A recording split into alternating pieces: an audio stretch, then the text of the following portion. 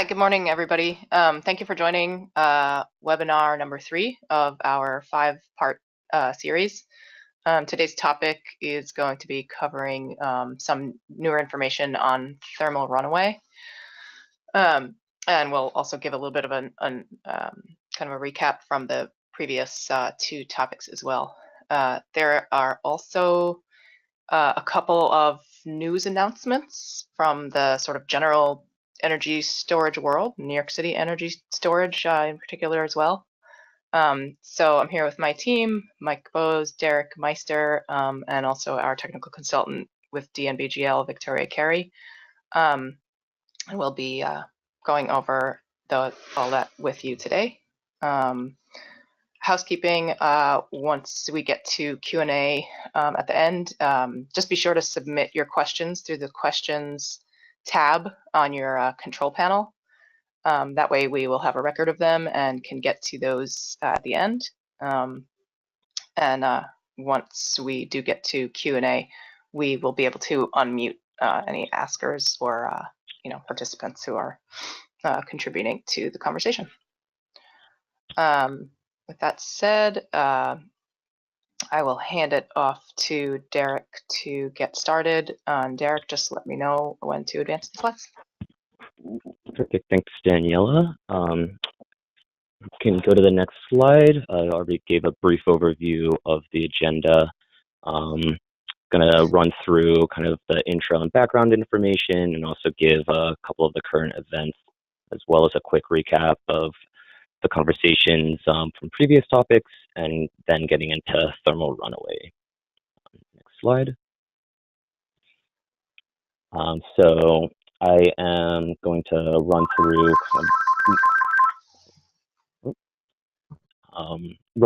the introduction and actually give the background for the large-scale fire test this time. Take it over from Mike, and then we also have Victoria Carey, as mentioned. Next slide, please. In terms of the first notable event for New York City specifically, there has recently been released a proposed rule from FDNY on energy storage specifically, and this can be found in the proposed rules or the rules of the City of New York, or otherwise RCNY, and they are proposing adding a completely new section to Chapter 6, will be called 608-01, again, specifically tailored to outdoor stationary storage battery systems. And if you are familiar with the lithium-ion outdoor permitting guide released from CUNY and in partnership with the agencies in the city, you will notice a lot of similarities there. The rule is built upon and that guide specifically. It is currently open for public comment, so definitely take a read through, add your comments. You will have to register to the rules website, and the public hearing regarding the rule will be held at FDNY headquarters May 30th, 11 a.m. to 1:45 p.m. And in terms of timing, obviously there is a lot of lead time in terms of rules and codification, let alone implementation. So, of course, we will be having the processes and the current considerations in place for some time yet, but it is exciting to see and be a part of the rulemaking process as well. So definitely encourage everyone to take a read through. Feel free to write out any questions to us. We can help kind of facilitate any lack of understanding in terms of the processes outlined. With that, we have another event. Let Victoria go over. Sure, thanks so much, Derek. So we wanted to touch on an event that some of you guys may have heard about. There was an explosion at a battery container owned by APS and installed by Fluence. And that system failure is still under investigation, but currently to date, it was understood right after the event that there were some quite serious injuries to first responders who had joined on site. I am going to hand it over to Paul Rogers, who will talk a little bit about the event and the information that's publicly available, and some of the protection measures that we're looking at in New York City to help mitigate such events and prevent them for first responders. So Paul, I'd like to hand it over to you to talk through this a little bit. Great, thanks, Victoria. Good morning, everyone. So yeah, so this incident that took place down in Arizona, in Surprise, Arizona, actually I got a call the following day from the chief of Surprise Fire Department. He was in the audience when I was doing a class, and he remembered it. He had my number, so we spoke subsequent after the event took place. Anyway, you know, the New York City Fire Department, when I was working with them, we were fully aware of this. The initial testing that was done by Con Edison and NYSERDA through DNVGL identified there was potential of explosion. There was an explosion thing that we needed to look at. Also, UL had done some testing, so both of them together said, yeah, there's definitely some flammable cocktail in there, and you should be aware of it. So we started to look at installations when I was with FDNY with this in mind, this explosive atmosphere in mind. We were very sensitive at that particular time because we had just lost a deputy chief to an explosion with methane gas at a house fire, at a house incident. And the roof had come down on top of the deputy chief and killed him pretty much on the spot. And that was Michael Fahey, so he died in the line of duty. So we started to look at these containers specifically about how to get that gas out of there. We knew that when we showed up to the scene, if we were to see these containers sitting there, we had no idea whether there was gas in there, whether this thing may have been on fire. Maybe it was on fire, maybe not, it's on fire. Actually, if it was on fire, we were always saying, oh, well, that's a good thing. At least it's consuming the gases. It's when it was not on fire that we were really concerned, because we knew there was this whole potential of an explosion that could take place. We also knew that the thermal imaging camera may not be effective. We've done some testing on that down in the FDNY Academy, and we realized that the thermal imaging camera was not going to be effective for that. So with that being said, we show up to this metal box. All we see is, we virtually see nothing. We're not getting any temperature readings off our thermal imaging camera. How are we going to proceed forward? Should we stay or should we go? Do we stay and hang around and wonder what's going on the inside, or do we leave there and then eventually something happens because we didn't investigate further? But how do we investigate further? It was one of the things we looked at. So we decided to come up with this emergency call number. So that emergency call number would activate a subject matter expert. Also, we were trying to get some BMS information from that, looking at the state of charge or the temperature. For those who don't know what the BMS is, that's the battery management system. We were looking to get information and data out of that. And the big one with that we're really looking for is the temperature. And when we were going around teaching our incident commanders about that, they thought it was a great idea, and they really wanted to get that information for them to make a better decision at the incident in the event that they were called there. Let's say there was a smoke signal that may have triggered a response from the fire department, or something else could have triggered the response of the fire department. Again, not knowing what's going inside the box, they wanted more information. So we wound up looking at all the installations based on the potential of explosion and non-interaction of the firefighters. And one of the things that we looked at was making sure there was monitoring and also training for the fire service. We went around explaining this to them. It's actually currently in the FDNY's curriculum now, where firefighters that go to their annual education day, which is a training day for them, they have a segment on energy storage systems, and just a very light segment. They only spend about an hour possibly going over these energy storage systems and how we need to size these things up and respond to them. And we were also concerned about, if this thing did explode, how do we get the gases out, and what should be used? So knowing this, and knowing that we wanted to try to remove those gases, we asked for a remote exhaust fan. And you can see that down in the bullet point there. That is one of the requirements for New York City is the remote exhaust activation. And the fire department should also have an override to make sure that that thing is going on.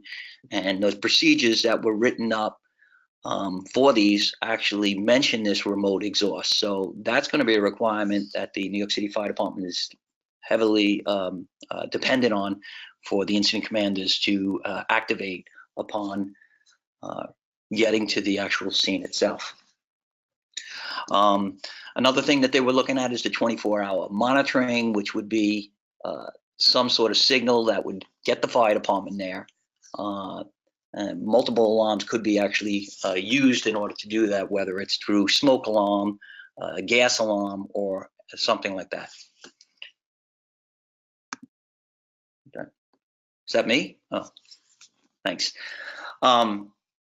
And as we continued to move forward, we realized, I remember going into the fire prevention, chief of fire prevention, and saying, you know, Chief, I'm concerned about, not concerned about the battery fires as much as I am concerned about what happens after the batteries go out or the batteries that haven't gone on fire.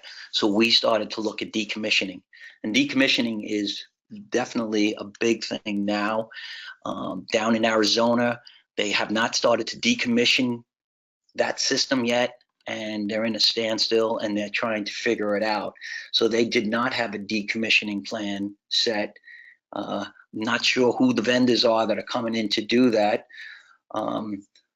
And that's still a problem in that particular area there. But in New York City, looking forward, we knew that we needed that plan for responders, because if you have these things maybe on a rooftop, right now they're only doing on rooftops and outdoors, but eventually if they get indoors, we were looking already on how do we get them out of the building safely? What's the proper way to get them out? And how do we keep a continuity of operations for the building itself? If a building needs to shut down because of this thing being unsafe, that's not good for the workers. It's not good for the companies that are in that building. So that was something that we looked at very seriously. And New York City also had put in there a requirement that they need to have someone on the scene, a subject matter expert, within a 2-hour period. So these were all things that we looked at when I was there, and they are currently still in the rule that just came out today. So you can take a look at that yourself, but I'm trying to give you the idea on how it came to be. So I guess we can go on to the next slide, and I think I'm going to hand it back to you, Victoria. Thanks so much, Paul. And so we just wanted to go through this really, that event specifically, with Paul's additional overlay of expertise from his time in New York City, to make sure that we, one, talked about current events, but two, grounded the following conversation in the reason that we're doing this process. So at the end of the day, we're trying to get safer energy storage systems, both for day-to-day use, but also for first responders. And so coming into that, I'm going to hand it back over to Derek to talk through a recap of our process to date, and then over to Mike to talk through some of the technical aspects of that process and the desired outcome. If you're interested in learning how we're proceeding forward in more detail and getting more detailed discussion around the previous topics of explosion and toxicity topic areas, you can go back to the recordings of the prior two items. So these will just be some brief recaps, and then we'll get into the new content around thermal runaway. Derek? Thanks, Victoria. Yeah, definitely a lot of important considerations to keep in mind. So essentially, the beginning of this process within New York City began specifically regarding lithium-ion and outdoor permitting considerations with the AHJs, so namely DOB and FDNY. And through the Smart DG Hub, one of the programs that we run, we have facilitated the conversations and have gotten the right people at the table to help understand what these processes are, especially regarding 9540A. And through the DG Hub, we did release the lithium-ion outdoor permitting guide for NYC, as previously mentioned, again, as the basis for the current FDNY proposed rule. So a lot of you should be familiar, if you've read that guide, with the details of the proposed rule. And the guide is available on nysolarmap.com.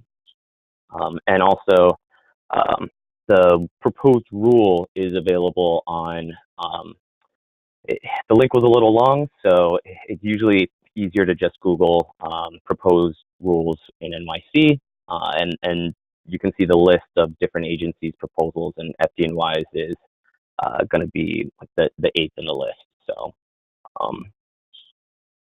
can see the actual proposed text as well. Next slide, please.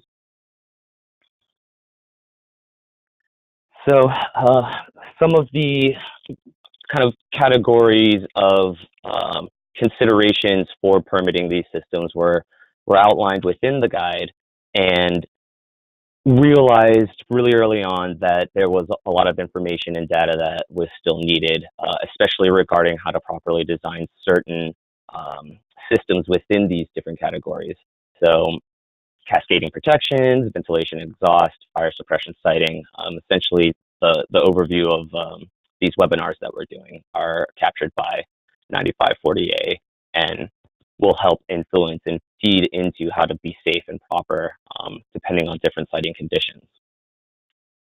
Next slide, please.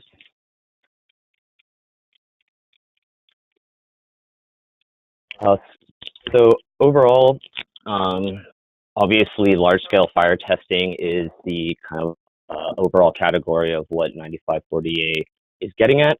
9540A specifically is the methodology of choice that is required within NYC, and trying to figure out exactly how to supply the data, how to aggregate the data, and how to apply that data to different safety factors.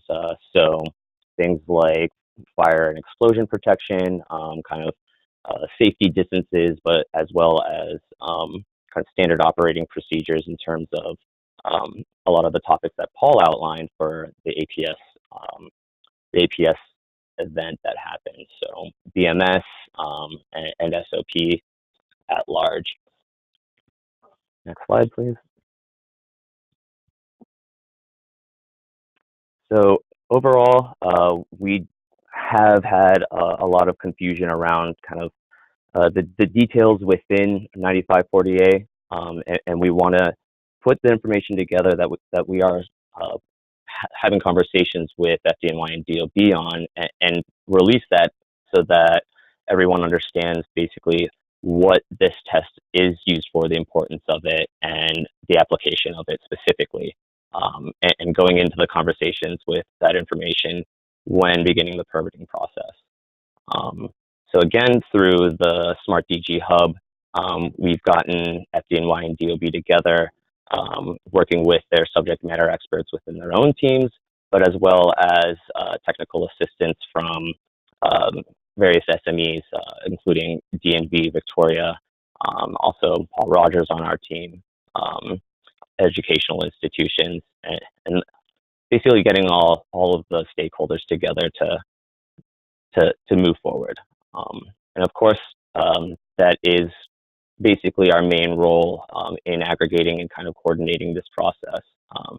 It should be noted that specific standards from 9540A are not being developed right now. It is a guide to understanding the application of 9540A. Next slide, please.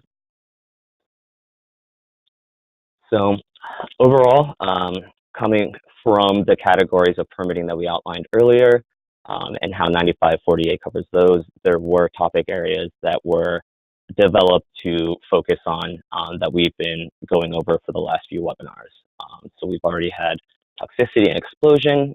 Victoria will give a brief recap of those. And we have started conversations on thermal runaway. That is where we are right now. And we've just began our first week conversation, and we will have a couple other weeks in terms of our overall 3-week cycle, which is outlined in the next slide.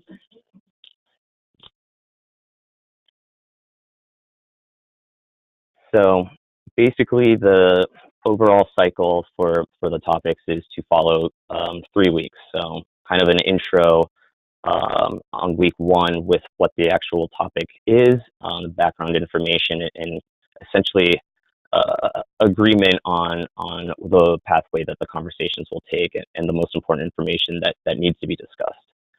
Week 2, we go into more kind of practical considerations with case studies from developers, the way that experiences have already been utilized through some of preliminary testing, but as well as people's experience with actually installing these systems in various locations and territories.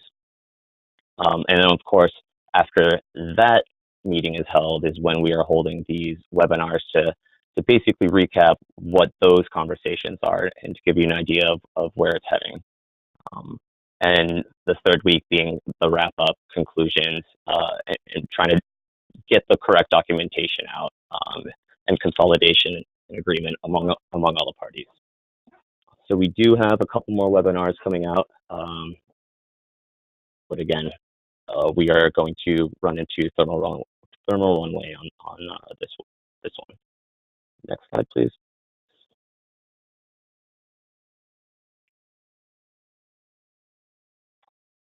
So there are, of course, a few things still ongoing, especially even with 9548 itself.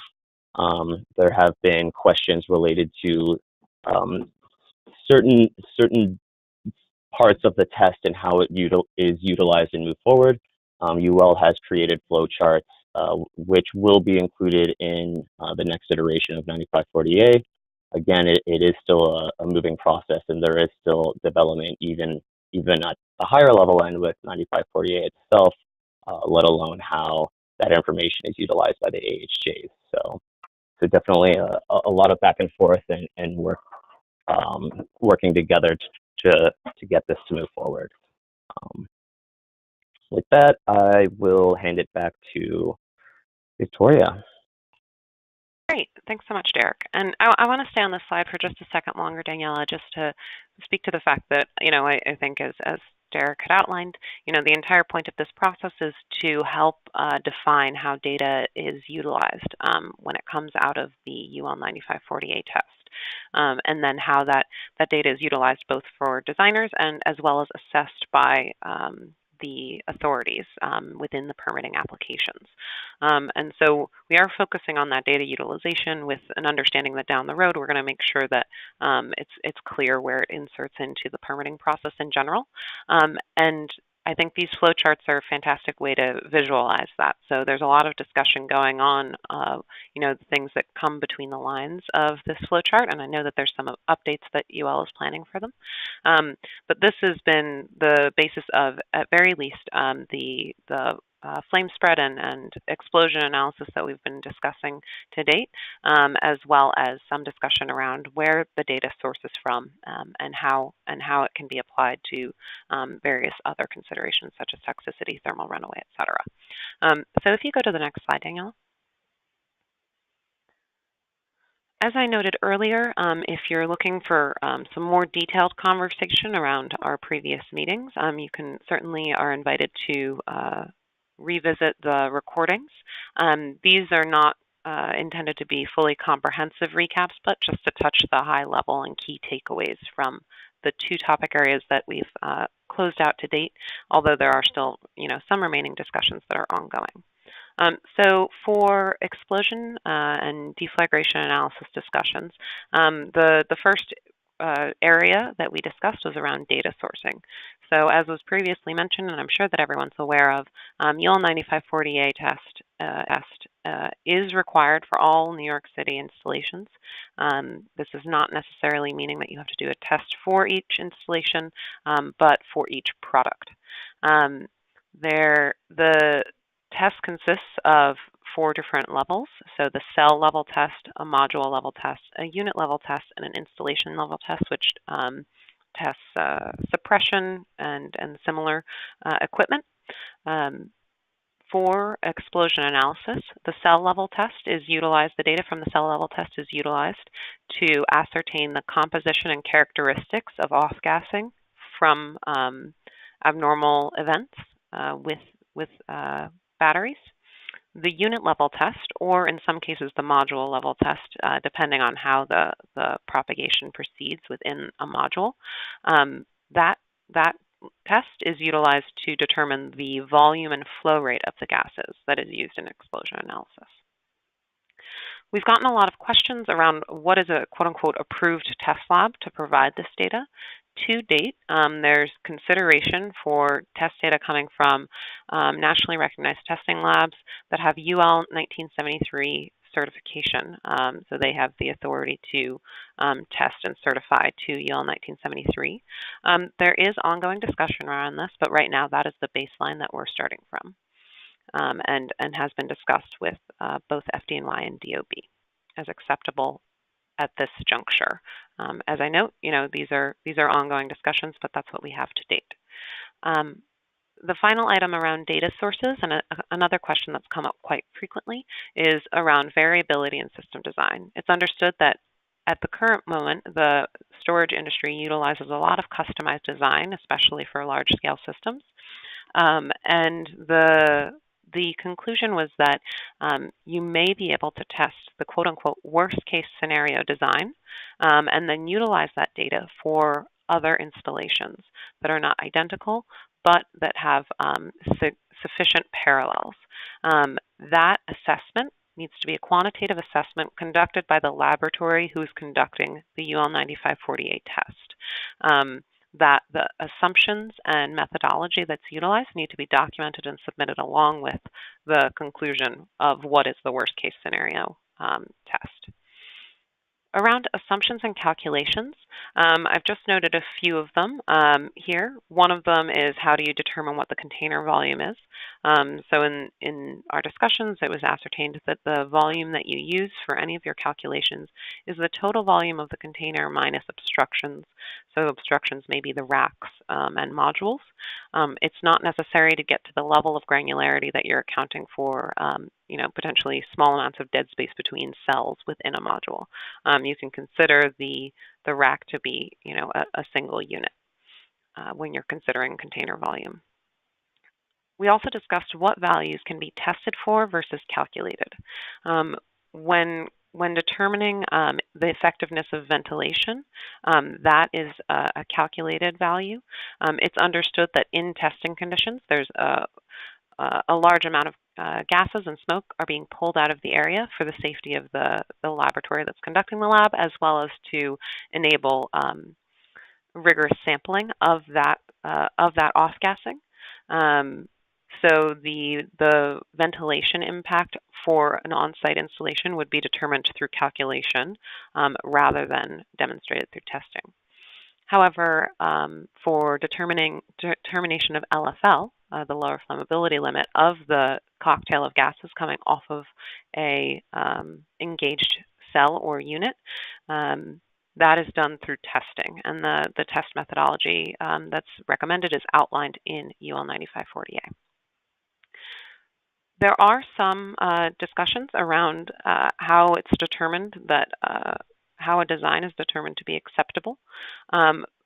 It is recommended that first the system you strive to bring the LFL as low as possible. Currently in the flowchart, there is a recommendation to bring it down to 25% LFL, which is in line with current codes and standards. However, regardless of the effectiveness of ventilation, even if it brings it below 25% LFL, and further analysis is still required. It is required that partial volume deflagration calculations are conducted for all sites, all systems, to determine the threat of a partial volume deflagration and therefore the appropriate mitigation strategies and venting. Finally, we touched on threat mitigation for explosion discussions. There is there is more conversation underway here, but it was determined for acceptable design strategies. NFPA is cited as standard practice. However, there's an openness to alternative methods with validation and assumptions included. In generic design, upward deflagration will be required. There may be allowances to not pursue upward deflagration, but that would be on a case-by-case basis and is not expected to be the standard operating procedure. So it is recommended that all systems be submitted with upward deflagration planned. The ongoing conversation, as I mentioned, is around what thresholds are considered to be acceptable and reasonably mitigated, bringing the system into an acceptably safe threshold for bystanders and first responders. But just for a generic level of understanding, you do need to consider threats from fireballs, pressure waves, and projectiles coming off of the unit. You can go to the next slide, Danielle. Now for a quick recap on toxicity, much less text on this slide. The considerations for toxicity are more limited based on understanding to date of the comparative differences between energy storage system fires and other types of fires, finding the toxicity levels to be quite similar, or the toxicity types to be of gases to be quite similar. So the first note is that for the first responder impact, additional calculations are not necessarily required, that it's expected that first responders will utilize personal protective equipment, or PPE, and other defensive approach tactics to ensure that they're not unnecessarily exposing themselves to toxic gases. For bystanders, there's a current discussion around the secondary means of egress from a space, and this is dependent on the facility type and other requirements per code, building code. Similarly, exhaust locations for off gases will be as identified in code if appropriate. So for exhaust from indoor installations, and ensuring that egress pathways are never impacted by such exhausts. Although data from UL 9540A is going to be collected, and you can identify the speciation of gases in the that are issuing from a cell that's undergoing thermal runaway or other abnormal conditions, that data is not expected to be further analyzed. That the baseline will be a potential cross-reference between the off-gas data compositions and flow rates found from UL 9540A testing in comparison to the off-gassing from other fires, essentially using the baseline to say whether or not the fire toxicity is similar to that of other fires and therefore does not need to be treated with any additional or special consideration. You can go to the next slide. Thanks. So the next few slides are going to be overviewing the thermal runaway topic area, the discussions that we've had to date. Thermal runaway, just to get everybody on the same page, is defined both in the NFPA 855 current draft as well as UL 9540A as a condition when an electrochemical cell increases its temperature through self-heating. And it's critical here that this is happening in an uncontrollable fashion, and that thermal runaway is occurring when that cell's heat generation is created at a higher rate than can be dissipated. So the critical part is that it is uncontrollable and that the heat cannot be dissipated. So if you go to the next slide. Thank you.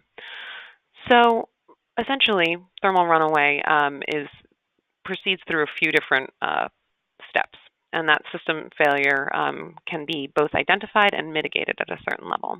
So you see here in the text, we're noting essentially there's an initiating abuse event.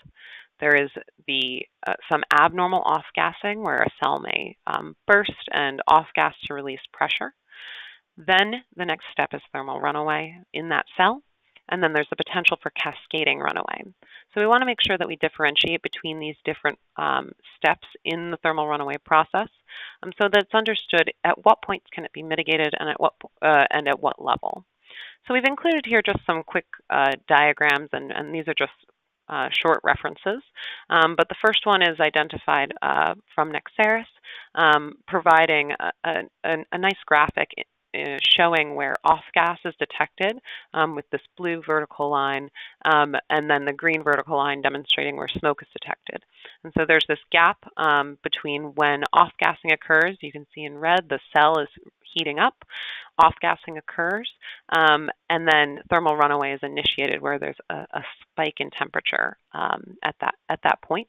And then, although in this the cell temperature is falling, as a single cell, if it's surrounded by other cells, that could cascade potentially in a module. The second diagram that we have here is just to demonstrate that there are potential mitigation measures. This diagram is showing the delay caused by some insulation between cells. So where the Nexaris mitigation measure is differentiating between abnormal off-gassing and cell thermal runaway. The UT Austin data that we're showing here is differentiating between cell thermal runaway and cascading runaway, so that you can have some mitigative effect, slowing down the thermal runaway, potentially allowing for other mitigation measures to come into play. The third item that we have here is just sourced from DNVGL. This is testing data that determined the impact of the state of charge on the eventual consequence level from a burning cell. So you can see on the left-hand axis that this is talking about percent weight loss. And so the idea is if you're losing a lot of cell mass as it's burning, that more is being transitioned into gases that could be flammable, explosive, or toxic. And as the SOC, the state of charge, increases, that on average, the loss of mass increases. So we're just showing this here as something that can be managed as far as BMS controls are concerned, or battery management systems are concerned, to minimize the impact from a failure event. So understanding where your state of charge is at all times can directly impact the results of a fire condition. And these are just being shown as examples of the differentiation between various steps and stages in a system failure. You can go to the next slide, Danielle. So we wanted to make sure that we identified what the AHJ concerns are around thermal runaway. So we identified 5 major concerns. So first, that there are untested claims of resistance to thermal runaway. And if you click to the next slide, Daniela.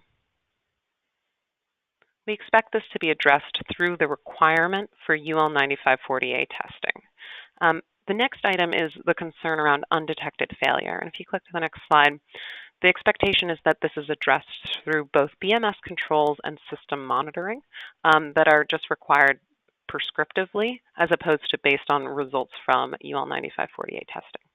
You can go to the next slide. The next 3 items are around the impact from thermal runaway.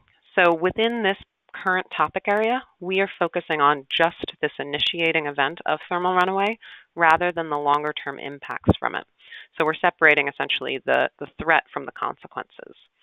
And so these following 3 items around the release of explosive and toxic gases or the development of fire conditions are being addressed under other topic areas. In fact, we just talked about how the management of explosive gases is handled, as well as toxic gases. And we'll be talking a little bit later about fire conditions in our 3-week cycles. You can go to the next slide. So the sort of key takeaway here, and when we're talking about analysis requirements, and just remembering that we're coming back to UL 9540A data analysis requirements for this particular effort, it is expected that first responders are going to be on site after thermal runaway occurs and a larger consequence has been initiated. So either an explosion or a fire and the release of those gases, creating that potential. And so to that end, the current understanding is that thermal runaway is managed from a testing perspective rather than additional analysis. The UL 9540A test will run a cell and a module and a system through its paces to ascertain if thermal runaway occurs.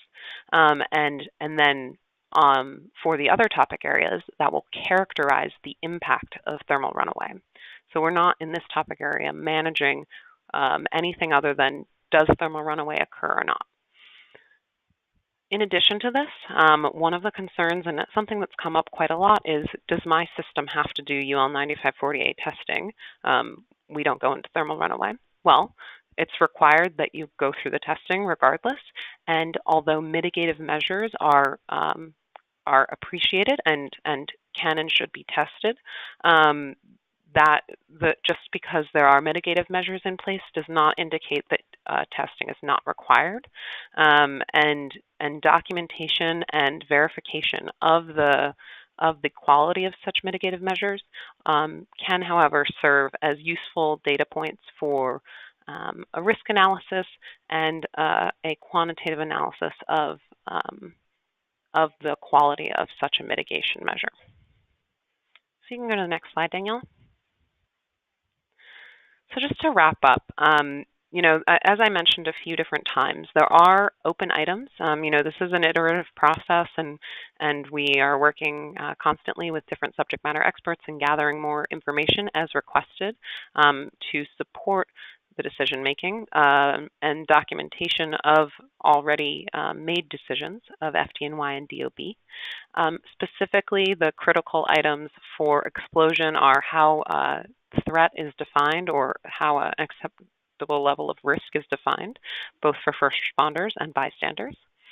For toxicity, we're working on a benchmark for treating the off gases like any other fire condition, and how that benchmark can be determined. The next item that we're going to be working on next week is fire spread. So we're going to be starting on that topic area next Wednesday and proceeding forward as Derek described in our 3-week schedule. And we welcome the suggestion or support of case studies from any who are on the call. If there's any data or reference material that you have on fire spread and battery fire spread, suppression systems, etc., we certainly welcome that, and we would look forward to hearing from you through the DG Hub email address. So if you go to the next slide, Danielle, you can just show them the contact information. Great.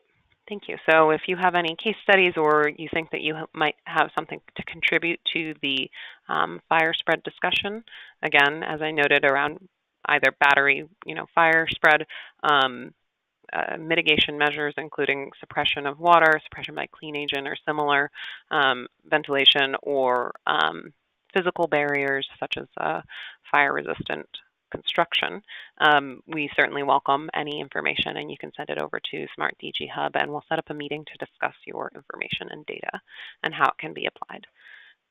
With that, I want to open it up to questions from anyone on the call.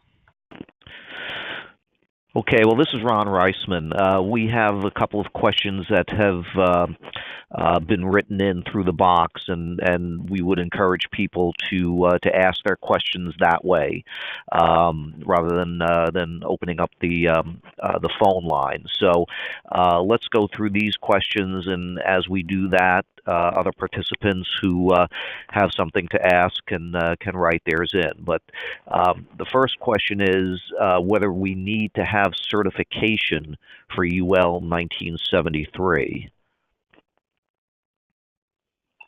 I just want to make sure I'm understanding. Well, I don't know who the we is in this instance, but that's the way the question was phrased. Okay. Do we need to have certification for UL 1973? I guess let me answer it in both. Oh, sorry. Go ahead. Sorry. I know we've spoken with the asker before, and it's most likely in regards to flow batteries. Okay. Then I believe the question is sort of generally for battery systems. If it's sort of looked at from that way, then I want to make sure everybody in the audience is aware that UL 1973 is required for all battery chemistry types. Okay. And if the questioner would like to, sort of elaborate or clarify on that, they can write the answer in, and we'll get back to that one later. Two questions that came in that are pretty much identical. One asks if there is a list of NERTLs, love that word, NERTLs, certified to perform UL 1973, and the other similarly asks, how can we find out who are the approved test labs that are UL 1973 certified? This is Victoria.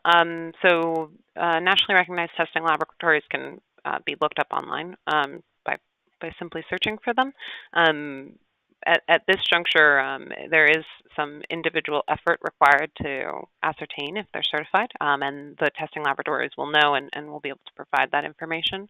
CUNY is in the process of collecting a list of laboratories who are pursuing the capabilities to perform UL 9540A testing, but to date, the best guidance that we can provide is what has been provided by FDNY and DOB to date, which is that if it is a nationally recognized testing laboratory that's certified to UL 1973, that the testing data will be accepted. Okay. Since you brought up 9540A, this sort of leads us into another question here that asks whether UL 9540A is required for both New York City and New York State, and for both indoor and outdoor systems at the present time, or is this a future requirement? It is required for New York City for all installations, regardless of indoor or outdoor. For New York State, I believe it's a broader requirement. So in the case that there's a desire to install outside of prescriptive requirements, that UL 9540A in that case would need to be pursued. Okay. One of our participants asks a question about thermal runaway and wants to know if there's been a determination as to what constitutes resistance to thermal runaway. So there's not any special allowances that are provided for systems that are resistant to thermal runaway. The requirement is to go through UL 9540A testing and determine if it occurs, and if it does occur, then to measure the output gases and resultant effects of it. The resistance to thermal runaway right now is just a useful piece of information, and also I would say a useful mitigative tool to ensure the improved safety of your system. However, if it proceeds into thermal runaway, regardless of the duration or methodology by which that occurs, the full analysis is still required for explosion, toxicity, fire spread, etc. Okay, we'll give Victoria a little rest here and address the next question to Derek. This has to do with definitions of some of the words that came up during the presentation. And a participant wants to know if you can define the meaning of a rule in New York City and the authority that a rule holds.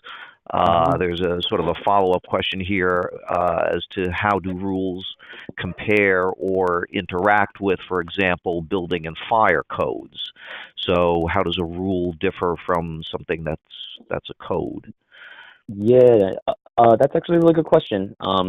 So RCNY, the rules of the City of New York, are actually the rules and regulations that the NYC city government agencies are following.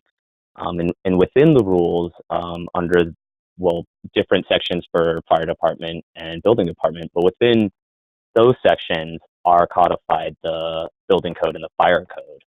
So it is interesting because also the building code and the fire code are kind of listed and hosted separately as well, but they're also incorporated into these RCNY codes, but they reflect each other.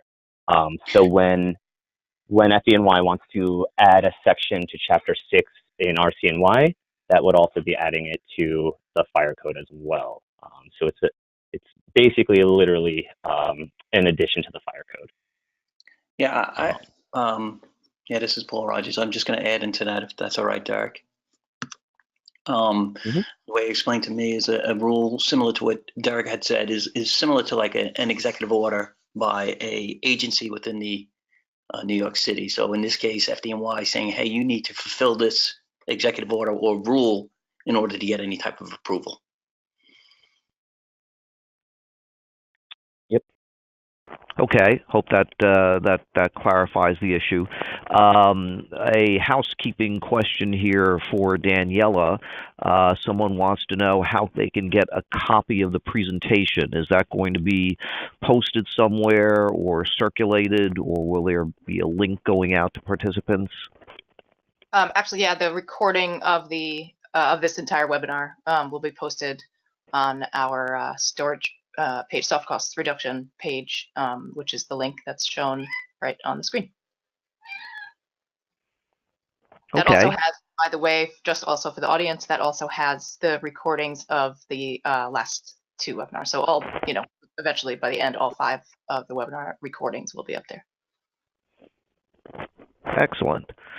Well, that finishes up the list of questions that have been sent in to us. So with just a few minutes left in this webinar anyway, I'll turn it back over to Daniela for a wrap-up. Yeah, well, thank you everybody for joining again. We hope you will join us next time in 3 weeks from now. The topic will be on fire spread. And of course, we, as new updates happen, we will be including those too. So there might be some new news by then. Looks like we'll be able to wrap up a few minutes early, but if people have additional questions that come up afterwards, you can certainly feel free to reach out to us at any time with those. And we're an open resource for general questions. If you're exploring projects and you're looking for some technical assistance on the permitting process, we're open to assisting anyone who is in need.